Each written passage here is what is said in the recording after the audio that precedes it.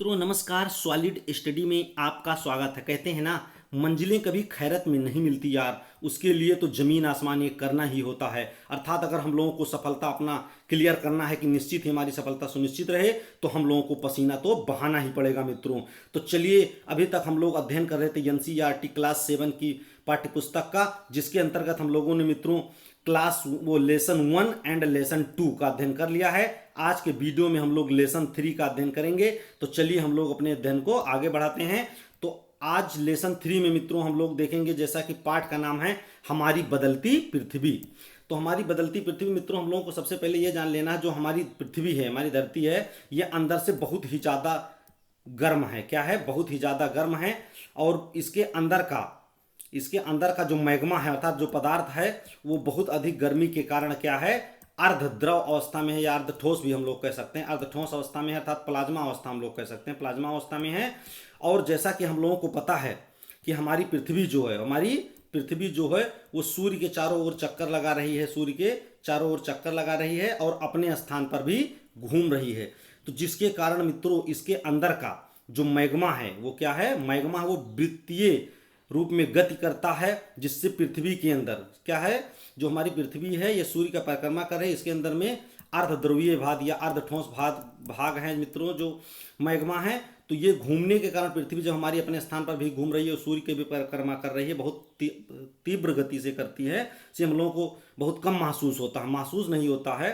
तो बहुत अधिक गति से करने के कारण इसके अंदर का जो मैग्मा है वो भी क्या करता है, अंदर ही गति करता है, एक वृत्तीय रूप में गति करता है, जिसके कारण इसमें दो प्रकार की गतियां उत्पन्न होती हैं मित्रों। दो प्रकार के जो है बल कार्य करते हैं। तो एक को हम लोग कहते हैं अंतर्जनित बल। क्या कहते हैं? अंतर्जनित बल। अंदर ही मतलब होता है, इसको दो बल उत्पन्न होते हैं, इसको कहते हैं, एक को अंतर्जनित बल और एक को बाहर जो होता है उसको हम लोग बहिर्जनित बल क्या कहते हैं, बहिर्जनित बल कहते हैं मित्रों। ये हम लोगों को ध्यान दिए रहना, पृथ्वी की किसके कारण, गति के कारण। इसके मैग्मा अंदर में ही वृत्तीय रूप में गति करते रहते हैं, जिसमें दो प्रकार के बल उत्पन्न होते हैं, एक अंतर्जनित बल, एक बाह्यजनित बल। ये हम लोगों को ध्यान देना है।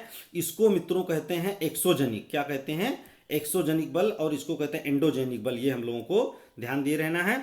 तो चलिए हम लोग देख लेते हैं कि जो हमारी पृथ्वी है मित्रों, अंदर तो मैग्मा के रूप में है, और जो इसकी भूपर्पटी है, हमारी पृथ्वी को कहा जाता है कि कई प्लेटों से मिलकर, आगे हम लोग मतलब अध्ययन करेंगे इसके बारे में कि हमारी पृथ्वी का निर्माण कई प्लेटों से, जैसा कि हम लोग चित्र में देख रहे हैं, इसमें कई प्लेटें अलग अलग दिखाई गई हैं। पृथ्वी की ऊपरी परपटी जो है वो अलग अलग फटी हुई टूटी हुई लग रही है। तो क्या कहते हैं कि हमारी जो पृथ्वी है ये, इसका निर्माण, ऊपरी परत का निर्माण कई प्लेटों से हुआ है।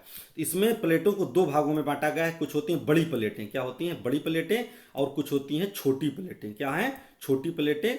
तो जो बड़ी बड़ी प्लेटें हैं, महासागरीय प्लेटें या महाद्वीपीय प्लेट, बड़ी बड़ी प्लेटें जो मित्रों, इसको हम लोग कहते हैं बड़ी प्लेटें। कितनी? 7 बड़ी प्लेटें। कितनी हैं? 7 बड़ी प्लेटें हैं।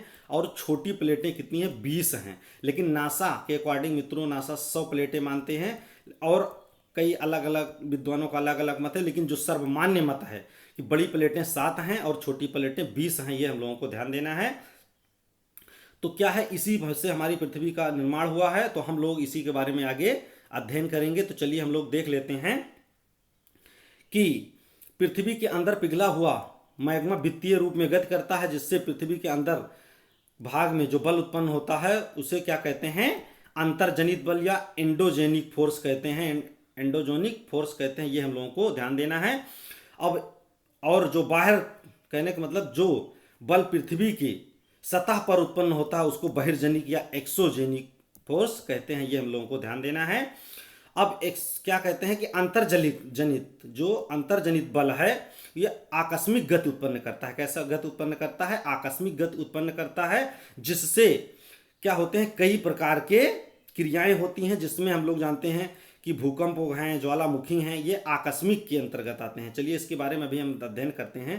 तो ये हम लोगों को ध्यान देना है कि हमारे पृथ्वी का जो मैग्मा है वो वित्तीय रूप में गति करता है, जिससे दो प्रकार के बल उत्पन्न होते हैं। अंदर जो उत्पन्न होता है उसको अंदरजनित बल कहते हैं, और जो बाह्य उत्पन्न होता है उसको बहिर्जनित बल कहते हैं। ये हम लोगों को ध्यान देना है। और हमारी पृथ्वी 7 बड़ी प्लेटों, कितने से? 7 बड़ी प्लेटों और 20 छोटी प्लेटों से इसका निर्माण हुआ है। ये हम लोगों को ध्यान देना है, इसकी ऊपरी परत जो है। तो चलिए हम लोग आगे देखते हैं मित्रों तो हम लोगों को देखना है कि जो अंतर्जनित बल है, क्या है, अंतर्जनित बल जो अंदर उत्पन्न होता है, ये हम लोगों को ध्यान देना है।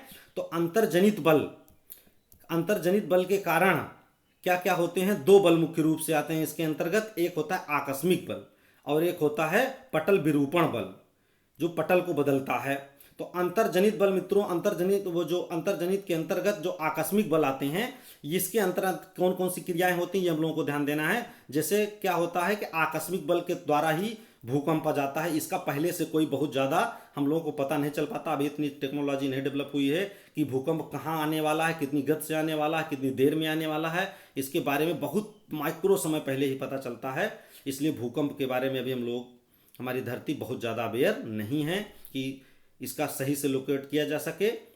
उसके बाद में मित्रों ज्वालामुखी क्या है, ज्वालामुखी ये है कि जो मतलब फट जाती है आकस्मिक बल के कारण। और उसके बाद में भूस्खलन कब कहाँ होना है, इसके बारे में बहुत पहले कोई जानकारी नहीं होती है। तो हम लोगों को याद क्या करना है कि अंतर्जनित बल के अंतर्गत आकस्मिक बल आते हैं। आकस्मिक बल में मुख्य रूप से क्या क्या आते हैं, आकस्मिक बल के कारण क्या आता है, भूकंप आता है, ऐसे क्वेश्चन पूछ सकता है।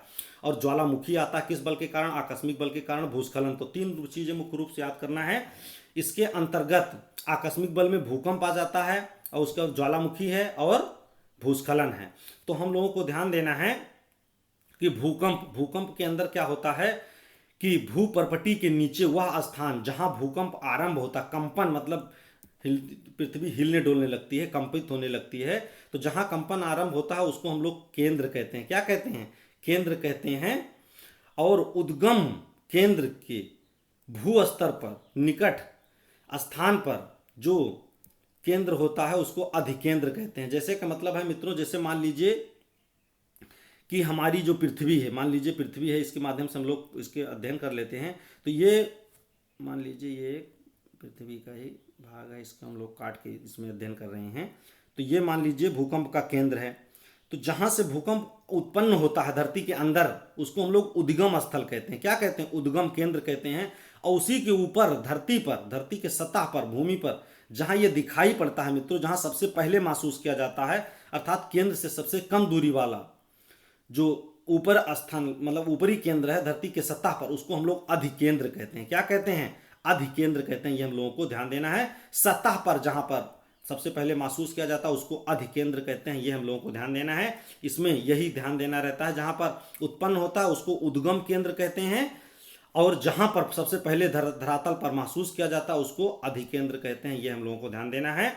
अधिकेंद्र से कंपन बाहर की ओर तरंगों के रूप में गमन करती है। अधिकेंद्र के निकट सर्वाधिक हानि होती है। जैसा कि हम लोग जानते हैं, जहां सबसे पहले महसूस होता है, जहां पर इसका केंद्र सबसे नजदीक होता है, अधिकेंद्र के पास सबसे अधिक नुकसान होता है। और किसके द्वारा ये भूकंप आता है, तो हम लोगों को ध्यान देना है कि अंतर्जनित बल के कारण। अंतर्जनित में आकस्मिक जो बल होता है, और इसमें क्या होता है, भूकंप में तीन प्रकार की तरंगे उत्पन्न होती हैं। क्या तीन प्रकार की तरंगे होती हैं। जैसे पहले को कहते हैं पी तरंगे, इसको पी तरंगे या इसको प्राइमरी तरंग भी बोला जाता है। प्राइमरी तरंगे इसको अनिधैर्य तरंगे होती हैं। और दूसरा होता है यस तरंगे, सेकेंडरी तरंगे होती हैं या अनुप्रस्थ तरंगे होती हैं। और तीसरी होती हैं यल तरंगे या लौक तरंगे बोलते हैं इसको, ये पृष्ठीय तरंगे होती हैं। ये हम लोगों को ध्यान देना है। तो भूकंप के अंदर कितनी तरंगे होती हैं, भूकंप में तीन तरंगे होती हैं, पी एस यल।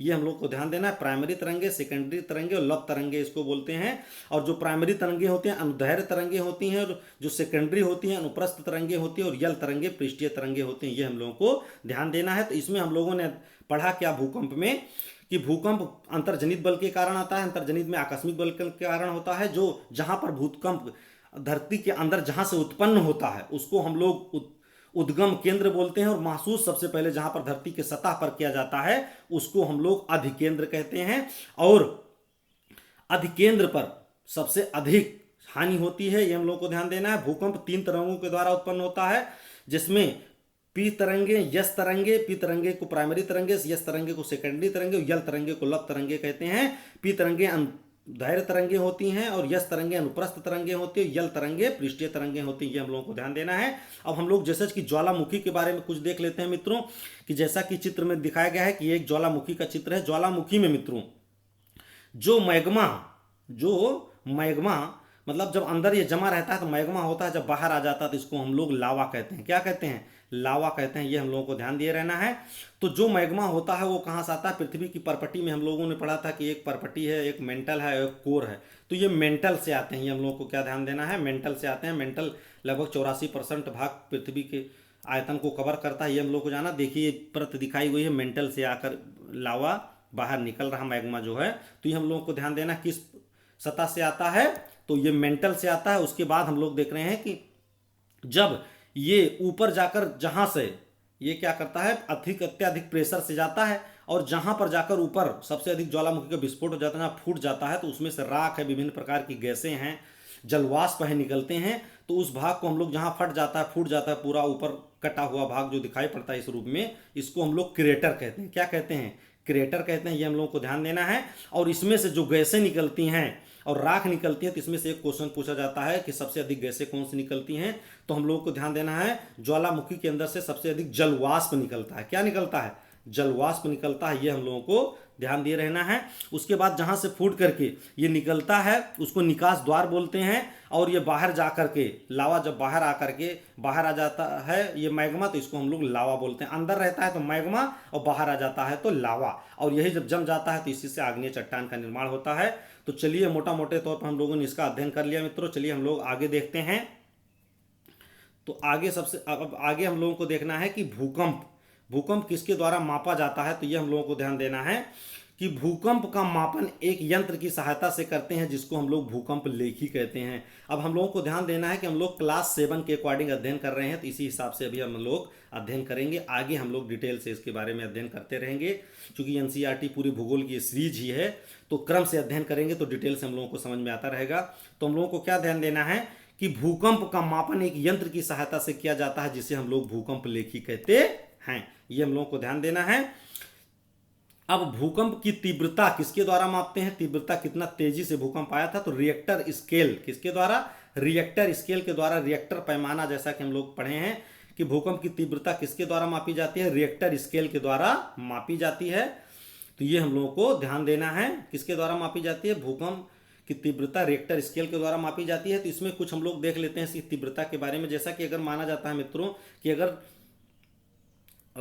2 यूनिट तक भूकंप आ रहा है, तो रिएक्टर स्केल पर कहने का मतलब 2 पॉइंट या 2 पॉइंट कुछ तक है, तो इसका कोई मतलब असर ज़्यादा जनाई नहीं पड़ता है, ये महसूस नहीं किया जाता है। इसके ऊपर आता है, जैसे 5 के आसपास आता है, तब ये काफ़ी महसूस होता है। और जब 6 या 7 या 5 दशमलव कुछ के ऊपर पहुंचता है तब ये नुकसान करना शुरू कर देता है। और 7 वाट ले पहुंचने पर तो ये विध्वंसकारी भूकंप हो जाते हैं। ये हम लोगों को याद करना है।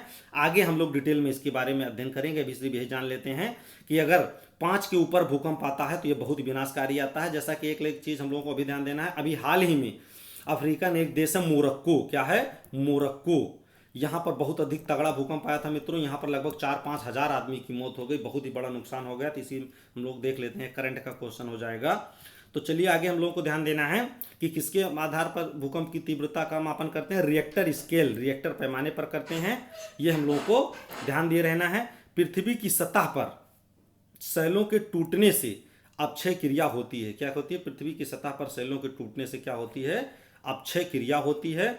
भूदृश्य की सतह पर जब पवन, जल, हिम जैसे विभिन्न घटकों के द्वारा होने वाले क्षय को हम लोग क्या कहते हैं? अपर्दन कहते हैं। ये हम लोगों को ध्यान देना है। अपर्दन का मतलब कटाव होता है। क्या होता है? अपर्दन का मतलब कटाव होता है। नदियों में बड़े मोड़ों को हम लोग विसर्प कहते हैं। तो जैसा कि हम लोग जानते हैं मित्रों, जब नदियां ऊपर से आकर के इसका कटाव करती हैं तो इसको हम लोग क्या कहते हैं? अपर्दन कहते हैं। अब हम लोगों को यहीं पर यह देख लेना है कि जब नदियां क्या होती है? जब नदियां कटाव करती हुई क्या होती हैं? जब नदियां कटाव करती हुई पर्वत पर ऊंचे ढाल से नीचे की ओर गिरती हैं, तीव्र ढाल से नीचे की ओर गिरती हैं, तो उसको हम लोग क्या कहते हैं? जलप्रपात कहते हैं। तो चलिए हम लोग देख लेते हैं कि विश्व का सबसे बड़ा जलप्रपात कौन सा है। विश्व का सबसे बड़ा जलप्रपात कौन सा है, ये हम लोगों को ध्यान देना है। तो विश्व का सबसे बड़ा जो जलप्रपात है एंजिल फॉल, क्या कहते हैं इसको? एंजिल जलप्रपात कहते हैं। ये हम लोगों को ध्यान देना है। विश्व का सबसे बड़ा जलप्रपात है। ये कहां पर है? तो ये वेनेजुएला देश है मित्रों, दक्षिणी अमेरिका का वेनेजुएला में है। ये हम लोगों को ध्यान देना है। विश्व का सबसे अधिक बड़ा जलप्रपात कौन सा है? तो एंजिल फॉल है या एंजिल जलप्रपात है। कहाँ पर है? वेनेजुएला, दक्षिण अमेरिकी देश है, वहाँ पर है। इसके बाद हम लोगों को ध्यान देना है कि भारत का, कहाँ का? हमारे देश भारत का सबसे बड़ा जलप्रपात कौन सा है? सबसे बड़ा क्या होता है? सबसे बड़ा प्रपात या जलप्रपात कौन सा है, ये हम लोगों को ध्यान देना है। तो भारत का सबसे बड़ा जलप्रपात है इस समय कुंचिकल। क्या है? कुंचिकल, ये हम लोगों को ध्यान देना है। कुंचिकल ये कहाँ पर है? ये कर्नाटक में है। कहाँ पर है? कर्नाटक में है, ये हम लोगों को ध्यान देना है। कर्नाटक में है। किस नदी पर है? वराही नदी। मित्रों ये पूछा जाता है, बहुत ही इंपॉर्टेंट क्वेश्चन है। भारत का सबसे बड़ा जलप्रपात कौन सा है? कुंचिकल जलप्रपात है। किस नदी पर है? वराही नदी। कहाँ पर है? वराही नदी कर्नाटक के शिमोग जिले में है। कौन सी जिले में है? ये हम लोगों को ध्यान देना है। शिमोग जिले में है, या शिमोगा बोल सकते हैं, शिमोगा जिले में है। तो भारत का सबसे बड़ा, विश्व का सबसे बड़ा जलप्रपात एंजिल है, जो कि अमेरिकी देश, दक्षिण अमेरिकी देश वेनेजुएला में है। और भारत का सबसे बड़ा जलप्रपात कुंचिकल जलप्रपात है, जो कि कर्नाटक राज्य के वराही नदी पर है और कर्नाटक के शिमोगा जिले में। ये हम लोगों को ध्यान देना है। चलिए आगे हम लोग देखते हैं कि नदियों के बड़े मोड़ों को विसर्प कहते हैं। जैसा कि चित्र के माध्यम से अगर हम लोग मित्रों देखें कि नदियां जो ऐसे घूमती हुई आ रही हैं, काफ़ी मोड़ बना रही हैं, तो इसको हम लोग क्या कहते हैं? इसको हम लोग विसर्प कहते हैं। ये ध्यान देना है। ये नदियों द्वारा, ये नदी का एक पूरा मोड़ जो होता है उसको हम लोग नाम दिए हुए हैं। क्या, कौन सा नाम है? विसर्प कहते हैं। क्या कहते हैं? विसर्प कहते हैं। और विसर्प लूप के किनारे, मतलब जब ये विसर्प कह रहा है, विसर्प के किनारे, विसर्प लूप के किनारे आते जाते हैं। जो विसर्प हैं धीरे धीरे ये किनारे आते जाते हैं। क्या क्या होते हैं? ऐसे बढ़ते रहते हैं, मतलब बहुत ज़्यादा ऐसे ऐसे नदियाँ बढ़ती रहती हैं। तो ये जो किनारा है, ये तट के पास धीरे धीरे, ये वाली बात कर रहे हैं। जो किनारे आते जाते हैं, समय के साथ विसर्प लूप नदी से कट जाते हैं। क्या होते हैं? विसर्प क्या करते हैं? लूप नदी से कट जाते हैं और अलग, जैसे ये कि जैसा कि मान लीजिए मित्रों ऐसे ऐसे डायरेक्ट नदियाँ बढ़ रही हैं, उसके बाद में एक समय ऐसा आता है नदियाँ यहाँ पर क्या होती हैं, इतने पर से इसे कट जाती हैं। तो ये वाला जो भाग हमारा पड़ रहा है, ये वाला भाग जो बच जाता है, नदी जब इधर से चली जाती, मान लीजिए ऐसे ऐसे इसका आकार बदल गया, तो ये वाला भाग जो बच जाते हैं, यहाँ पर मान लीजिए ये वाला भाग कटने के बाद में जो बच जाता है, तो इसको हम लोग क्या कहते हैं? यहाँ पर ये देखिए चित्र के माध्यम से दिखाया गया है। ये वाला भाग जब कट के यहाँ पर रह गया, तो इसको हम लोग क्या कहते हैं? इसको चाप झील कहते हैं। चाप का आकार ले रहा है, एक चाप का निर्माण कर रहा है। जैसा कि गणित में हम लोग जाते हैं, चाप पढ़े हैं, तो एक चाप का निर्माण कर रहा है। इसको हम लोग क्या कहते हैं? इस चाप को हम लोग चाप झील कहते हैं। ये बहुत ही इंपॉर्टेंट है। ये किससे कट के बना है? तो विसर्प से कट के, नदियों के मोड़ होते हैं उन्हीं से कट के अलग हो जाती हैं जो झीलें, और पानी उसमें बना रहता है, तो उसको हम लोग चाप झील कहते हैं। ये हम लोगों को ध्यान देना है चित्र में। इसीलिए हम लोगों ने चित्र शामिल किया है, ताकि हम लोगों को एकदम क्रिस्टल क्लियर रहे कि चाप क्या होते हैं, विसर्प के द्वारा कट के अलग होते हैं। नदी के उत्थित तटों को तटबंध कहते हैं। नदी के जो किनारे होते हैं उसको क्या कहते हैं? हम लोग तटबंध कहते हैं। ये देखिए ये वाला भाग, जैसे मान लीजिए किनारे जो हैं यहाँ पर, ये जो है पूरा इधर स्थल भाग है, ये नदियों का जो कटे हुए भाग हैं किनारे वाले, इसको हम लोग क्या कहते हैं? तटबंध कहते हैं। क्या कहते हैं? बंध कहते हैं। मतलब जिसको जहाँ पर आगे किनारे किनारे बांध लगा होता है, नदियाँ आगे नहीं बढ़ सकती, उसको हम लोग क्या कहते हैं? तटबंध कहते हैं। ये हम लोग को ध्यान देना है। टेक्निकल नदियों से संबंधित शब्द हैं। अब उसके बाद में आगे हम लोग विश्व का सबसे ऊंचा जलप्रपात, जैसा कि हमने बात कर लिया है, एंजिल फॉल है, दक्षिण अमेरिका के वेनेजुएला में है। ये हम लोगों को ध्यान देना है। और उसके बाद में एक चीज़ हम लोगों को यह ध्यान देना है कि ये नदियाँ अपने किनारे किनारे क्या करती हैं? जैसे नदियाँ यहाँ बीच में बह रही हैं, उसके बाद ये वाला पूरा भाग जो है, ये पूरा है एक मैदान का, इंपॉर्टेंट मिट्टियाँ, मतलब उपजाऊ मिट्टियाँ छोड़ती जाती हैं, इससे निर्माण होता है। और आरी बगल के जो मैदान होते हैं, इसको हम लोग क्या कहते हैं? बाढ़ का मैदान कहते हैं। क्या कहते हैं? बाढ़ का मैदान कहते हैं। बाढ़ के मैदान में जब नदी दोबारा सूखती है, तो वहाँ पर बहुत ज़्यादा उपजाऊ मिट्टी होती है। तो हम लोग को ध्यान देना है, किनारे किनारे जो मिट्टियाँ होती हैं उसको बाढ़ का मैदान कहते हैं। ये हम लोगों को ध्यान देना है। और यहीं बाढ़ के मैदान को बाद में हम लोग खादर बांगर जैसा भी होता है उसमें अध्ययन करते हैं। चलिए इसमें आगे हम लोग अध्ययन उसका देख लेंगे। तो चलिए हम लोग आगे देख लेते हैं कि समुद्र तक पहुंचते पहुंचते नदी का प्रवाह धीमा हो जाता है तथा अनेक धाराओं में विभाजित हो जाती हैं। जो नदियां अनेक धाराओं में विभाजित हो जाती हैं मित्रों, उसको हम लोग वितरिका कहते हैं। क्या कहते हैं? वितरिका कहते हैं। टेक्निकल शब्द है थोड़ा से ज्योग्राफी का। तो जब नदियां कई धाराओं में जा करके समुद्र के मुहाने, नदी के मुहाने पर, जहां मतलब नदियां समुद्र में मिलती हैं, उसको मुहाना कहते हैं। यहाँ पर दिखाया गया है। जब मिल जाते हैं तो कई धाराओं में देखिए नदियाँ बढ़ गई हैं, तो जो धाराओं में कई बढ़ जाती हैं इसको हम लोग क्या कहते हैं, वितरिका कहते हैं। क्या कहते हैं, वितरिका कहते हैं। वितरिका पूछा जाता है, नदियाँ कई धाराओं में बढ़ जाती हैं वितरिका कहते हैं। और जैसा कि हम लोग पढ़े भी हैं, इन्हीं वितरिकाओं के द्वारा जब बालू एक त्रिभुजाकार आकार में या मतलब जो निक्षेप होते हैं इकट्ठा हो जाते हैं तो इसको हम लोग क्या बोलते हैं, इसको हम लोग डेल्टा बोलते हैं। क्या बोलते हैं, डेल्टा बोलते हैं। तो ये हम लोगों को ध्यान दिए रहना है। चलिए आगे देखते हैं, समुद्री तरंगों के द्वारा सैलों में, अब तो अभी तक तो हम लोगों ने नदियों के बारे अब देखते हैं कि नदियों के द्वारा कटाव कैसे कैसे क्या होते हैं, कौन कौन सी मतलब आकृतियां बनती हैं, उसको नाम क्या टेक्निकल में दिया जाता है ज्योग्राफी में, ये हम लोगों को ध्यान देना है कि समुद्री तरंगों के द्वारा, तरंग मतलब लहरें क्या होती हैं, लहरें होती हैं, इसको हम लोग तरंग कहते हैं। ये हम लोगों को ध्यान दिए रहना है कि समुद्री तरंगों से, लहरों के टकराने से विकसित दरारें पड़ जाती हैं और चौड़ी हो जाती हैं, इसको लोग समुद्री गुफाएं कहते हैं। जैसा कि मित्रों चित्र के माध्यम से देख रहे हैं, यहाँ पर क्या है, समुद्री गुफाएं हैं। यहाँ पर क्या होती हैं, पत्थर था, मतलब एक पहाड़ था किनारे, यहाँ पर समुद्र था, बार बार लहरें मारती थी और ये होता धीरे धीरे ये कट गया, क्या हुआ, अंदर में थोड़ा गहरा जैसा बन गया, तो इसको हम लोग क्या कहते हैं, समुद्री गुफाएं कहते हैं। तो किसके द्वारा हो रहा है ये हम लोगों को ध्यान देना है, बहुत इंपॉर्टेंट है। तो समुद्री गुफाओं का निर्माण समुद्री लहरों के द्वारा हो रहा है, समुद्री तरंगों के द्वारा हो रहा है। इन तरंगों कह रहा है कि जब बार बार और जैसे गुफा का निर्माण होगा उसके बाद लगातार तरंगे तो मान जाएंगे नहीं, आती रहेंगी, लगते लगते क्या होगा, पत्थर कट करके एक ओर से दूसरी ओर दिखाई पड़ने लगेगा, मतलब पूरा ऊपर छत जैसा केवल रह जाएगा और नीचे कट करके आर पार हो जाएगा। तो इसको हम लोग क्या कहते हैं, तटीय मेहराब कहते हैं। क्या कहते हैं, तटीय मेहराब कहते हैं। ये हम लोगों को ध्यान देना है कि कट करके एक ओर से दूसरी ओर जब दिखाई पड़ने लगे, मतलब ऊपर छत वाला भाग बचा रहे और आर पार कट जाए, कटाव हो जाए, किसके द्वारा, समुद्री लहरों के द्वारा, समुद्री तरंगों के द्वारा, तो इसको हम लोग तटीय मेहराब कहते हैं। तथा लगातार अपर्दन जब छत को भी तोड़ देता है, मतलब इसके ऊपर वाले भाग को भी तोड़ देता है, तो इसकी दीवारें, केवल दीवारें बचती हैं। तो जो दीवारें बचती हैं यहाँ पर दिखाया गया है, तो इसको हम लोग क्या कहते हैं, स्टैक कहते हैं। केवल दीवारें बचती हैं मित्रों, इसको हम लोग क्या कहते हैं, स्टैक कहते हैं। ये हम लोगों को ध्यान देना है। और जब समुद्री जल के ऊपर लगातार ऊर्ध्वाधर उठे हुए ऊंचे शैलीय तटों को क्या कहते हैं, समुद्री भृंग कहते हैं। ये हम लोगों को ध्यान देना है कि क्या होता है कि जब समुद्र के ऊपर लगातार ऊर्ध्वाधर, मतलब ऊपर की ओर क्या क्या है, लगातार ऊर्ध्वाधर उठे हुए शैलीय तटों को क्या कहते हैं हम लोग, कहने का मतलब एक तट है, ये बिल्कुल ऐसे सीधा सीधा कट गया,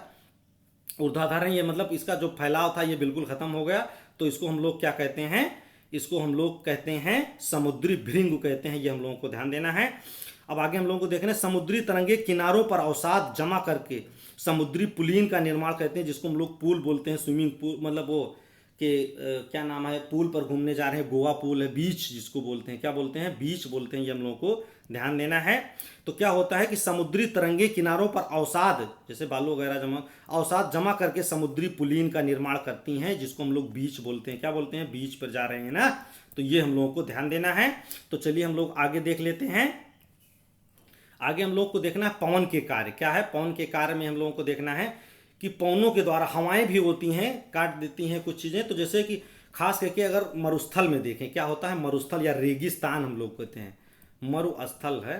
तो मरुस्थल में क्या होता है कि बालू के टीले बनते हैं, एक काफ़ी उड़ उड़ करके एक दूसरे स्थान पर ये बनते रहते हैं। तो ये जो बालू के टीले हो जाते हैं मित्रों, ये बालू के मैदान जो पहली बात होते हैं, इसको हम लोग क्या कहते हैं, जो बालू के मैदान होते हैं, इसको विशाल मैदान होते हैं, इसको हम लोग लोयस कहते हैं। क्या कहते हैं, लोयस कहते हैं। जैसा कि हम लोगों ने पीछे की वीडियो में पढ़ा है, चाइना में लोयस का मैदान है। कहाँ पर है, चाइना में लोयस के निक्षेप पाए जाते हैं। चलिए हम लोग आगे देख लेते हैं कि रेगिस्तान पवन अपर्दन निक्षेपण, मतलब पवन मतलब हवाओं के, अपर्दन मतलब कटाव, निक्षेपण मतलब इकट्ठा होने की प्रमुख कारण है। रेगिस्तान में आप छत्रक के आकार वाले, जैसा कि छत्रक सेल कहते हैं, जैसा कि मित्रों हम लोगों को ध्यान देना है कि मान लीजिए एक चट्टान है, क्या है, एक चट्टान है, ये क्या होती है, बालू की हवाएं रेगिस्तान में चलती रहती हैं। तो ये एक समय क्या आता है कि किनारे किनारे पर यहाँ लगातार बालू लगने से क्या होता है, एक छत्रक के आकार का ये बिल्कुल हो जाता है इस तरीके से।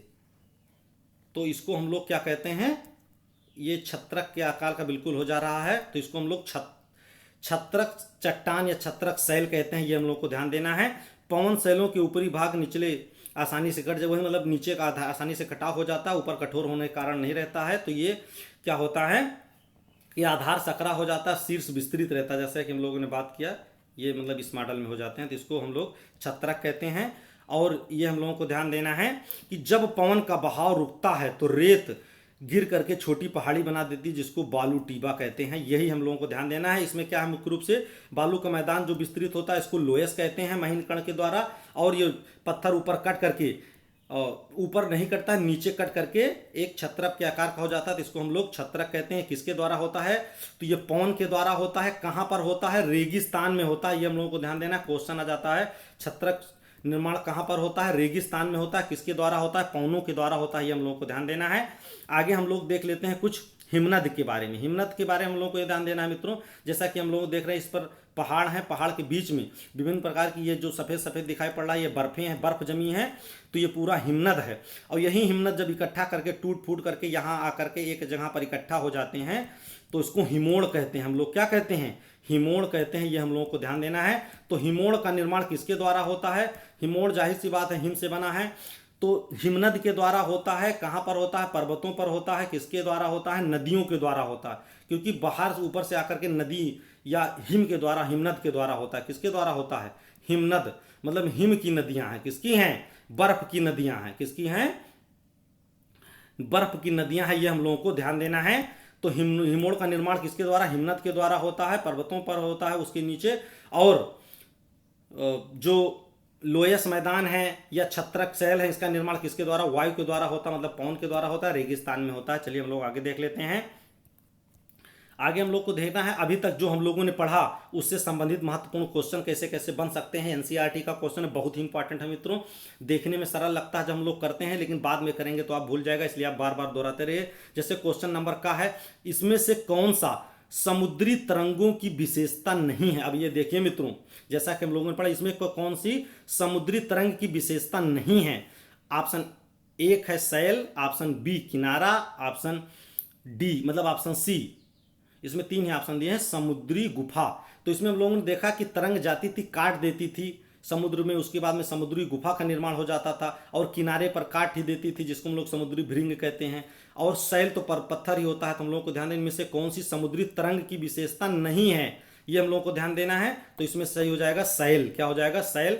अगला क्वेश्चन देखे हैं, हिमनद के निक्षेपण विशेषता है। हिमनद, हिमनद मतलब हिमनद के द्वारा, नदियों के द्वारा, बर्फ की नदियों के द्वारा किसका निर्माण होता है, निक्षेपण से।